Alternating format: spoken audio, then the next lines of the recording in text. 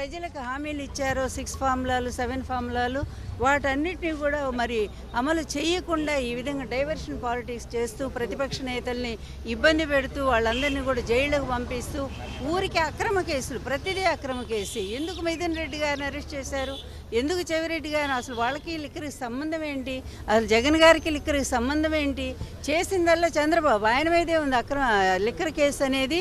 ఆయన టైంలోనే ప్రైవేట్ సంస్థలకు అమ్ముకున్నాడు, ప్రభుత్వ ఆదాయాన్ని గండి కొట్టాడు. కానీ జగన్మోహన్ రెడ్డి గారి పరిపాలనలో చక్కగా ప్రభుత్వమే అమ్మింది, అది ప్రజలకు సంక్షేమ పథకాల రూపంలో ఇచ్చింది. ఎక్కడ ఒక్క రూపాయి కూడా ఫ్రాడ్ జరగలేదు. అలాంటిది మరి భరించలేక అన్ని కేసులు చంద్రబాబు మీదే ఉన్నాయి. అవినీతి చక్రవర్తి అని ఆయనకే పేరుంది. నిన్న కూడా వాళ్ళు అంతే కదా, తండ్రి కొడుకులు మొత్తం కూడా ఈ రాష్ట్రాన్ని దోచిన డబ్బంతా తీసిపోయి సింగపూర్లో దాచిపెట్టడానికి వెళ్ళారు. ఇదే వీళ్ళ భాగవతం. ఎప్పుడు ఇతను అధికారంలో రావటం, మరి వేల కోట్లు సంపాదించడం, తీసుకెళ్లి ఇతర దేశాల్లో పెట్టడం, అది కూడా ఆంధ్ర రాష్ట్రానికి పెట్టడం, ఎక్కడో విదేశాల్లో దాచిపెడతాడు.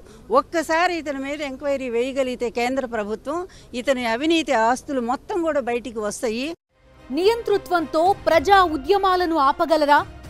బెదిరింపులతో ప్రజా గొంతుకను నొక్కగలరా? తెలుగువారి మనస్సాక్షి సాక్షి టీవీ. సాక్షి టీవీ ప్రసారాల కోసం వెంటనే మీ లోకల్ కేబుల్ ఆపరేటర్ని సంప్రదించండి.